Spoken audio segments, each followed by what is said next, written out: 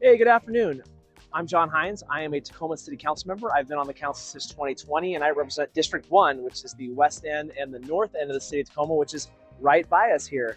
I've been really, now at this point in time, I'm running to be the next mayor here in the city of Tacoma. I'm really excited about the opportunity to take some of the work I've been doing and take it even further into more parts of the city. I'm really proud about my work on housing, homelessness, and I've also had the pleasure of being a Pierce Transit Commissioner and really thinking about how we align our housing policy with our transportation policy, something I'm very passionate about. We heard somebody walk by and talk about sidewalks. Also really happy to talk about sidewalks, really something I really care a lot about, getting more sidewalks built here in this city, along with fixing our streets and roads. We are here on lovely 6th Avenue, and I see our bus coming down the street right now. We're gonna hop onto the one bus, take it down to the TCC Transit Center.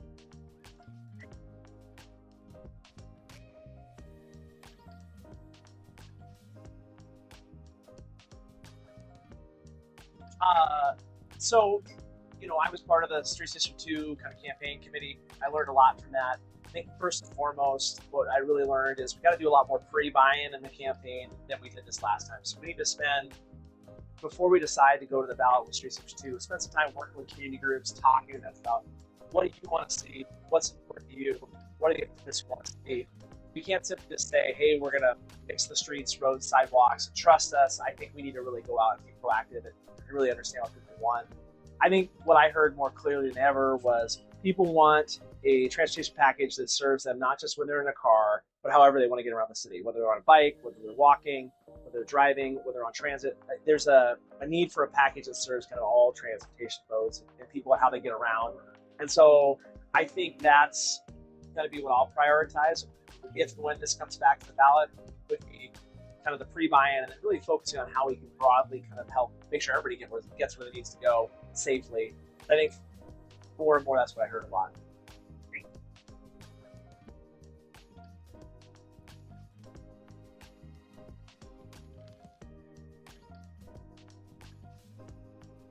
It's a great question, especially where we are right now. It goes off here to the right.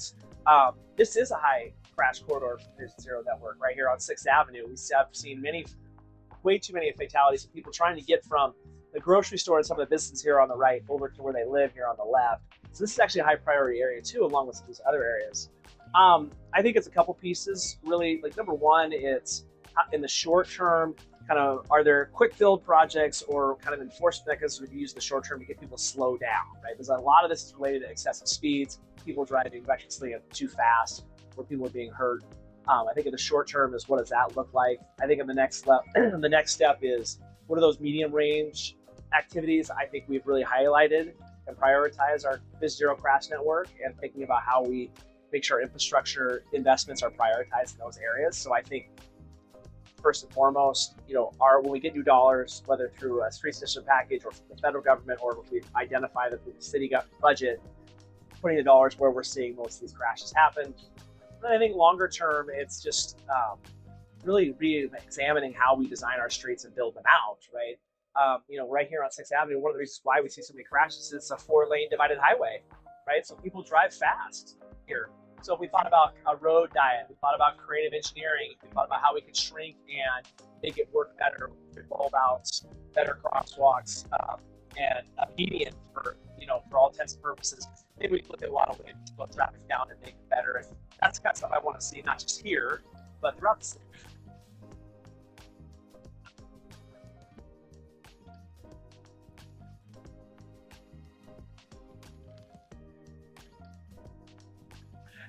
There's a few that are out there that are kicking around. So, I think the most, if beyond just the Streets Initiative 2 and thinking about kind of a broader one, I think the most relevant one that we're talking about right now is impact fees and the competition around impact fees, which is something I'm open to having that further discussion around and what that looks like. I think the question I've come back to and again is, how do we balance that with kind of the need for housing growth, right? So there's a healthy tension of like adding costs for building the infrastructure out versus kind of, it's dependent upon new development happening. And so I think that's a conversation we want to have, but impact fees is obviously kind of most relevant and clear thing that other cities have that we don't have that could be used to build infrastructure.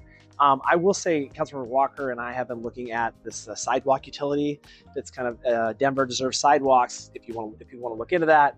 where they charge kind of a linear foot charge for property owners, and they use that money to then build out the sidewalk network.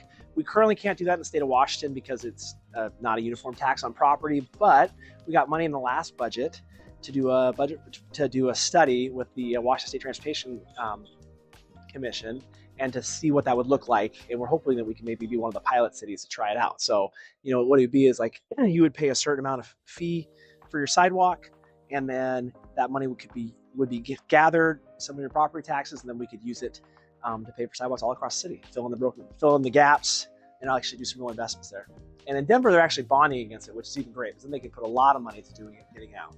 So those are kind of some of my ideas I have around how we kind of build out the infrastructure network and beyond just kind of the streets package.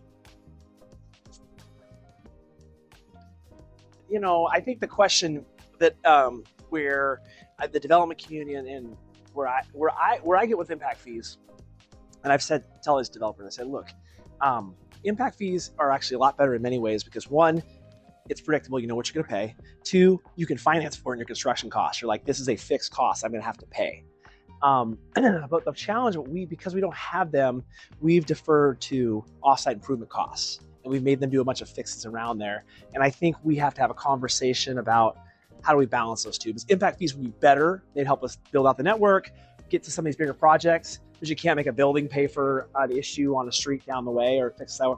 So impact fees give us flexibility, but it's just that striking that balance. Because I think we're already struggling with kind of the cost to build here in the city of Tacoma. So if you're saying we're going to hold everything equal and then add thousands of dollars on top of it, I don't know how much sense that makes. But if we say like, well, instead of the offsite improvement costs or how much, maybe we could balance it out. So I'm trying to see what other cities do, because you're right. Developers have to pay those in every other city or jurisdiction that you work in.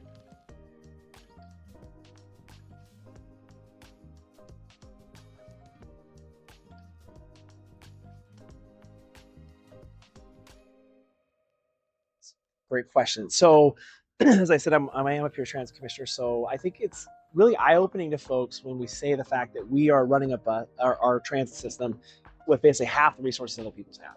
And so when people ask, like, well, why do Spokane Transit, Vancouver Transit have multiple BRT lines and we don't have one? It's like, well, they have many more resources to be able to put behind that we don't. And I think I've heard from multiple people as we're going through the Home in Tacoma process, the idea that I'm fine with more housing, but where's the public transit that's going to backfill this? Like, how are we going to make it work? And so I think the public is getting to the point where they're like, hey, we'd like to see better transit. We'd like to see more frequency, more span, operating more earlier in the morning, later in the evening.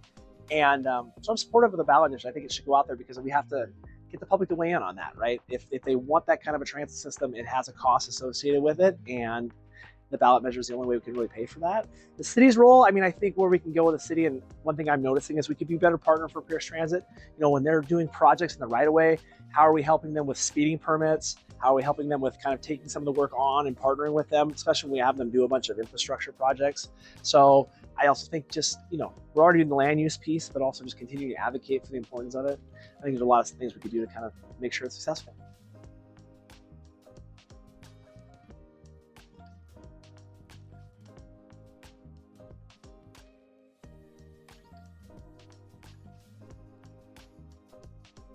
In my mind, it's probably just the fact that our sidewalk network is so incomplete, and the parts that are done have so many problems with it that it's just a real mobility nightmare for anyone trying to get around our city by sidewalk.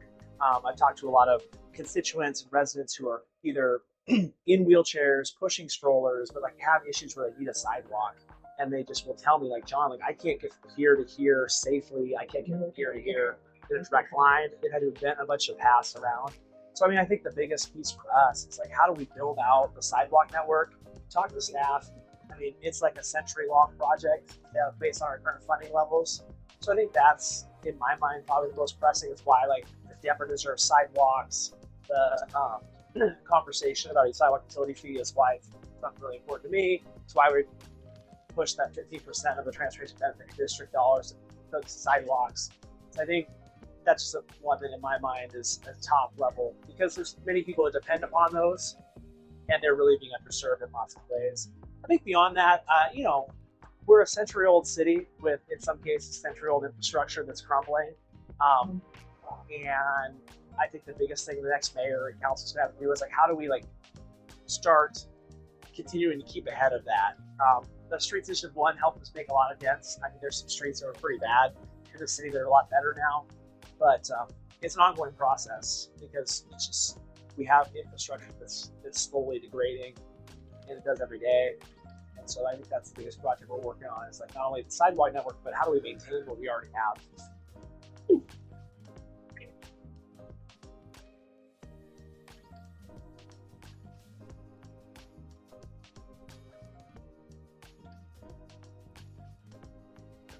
Yeah,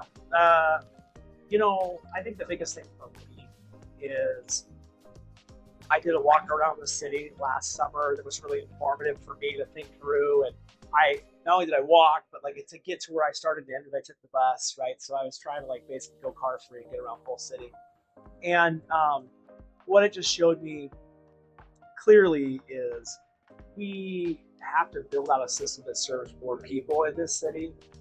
Whether you're walking, whether you're biking, whether you're pushing a stroller, whether you're in a wheelchair, whether you're driving, our transportation system is both, there's a lot, but it's also really spotty. There's some hard places to get around.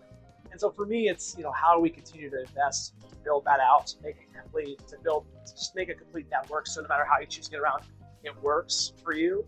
I think the other piece of it is, now that we've aligned our land use, where we want to see more people living around our major streets, we want to see more people living in our business districts. It's about how do we connect those to the rest of the city. So how do I get from where I live to the neighborhood grocery store or stores I want to see? How do I get from there to work? How do I get back? There's a lot of building connections, both between people and in the city, is I think the biggest priority I've got when it comes to transportation. Go ahead. Yeah.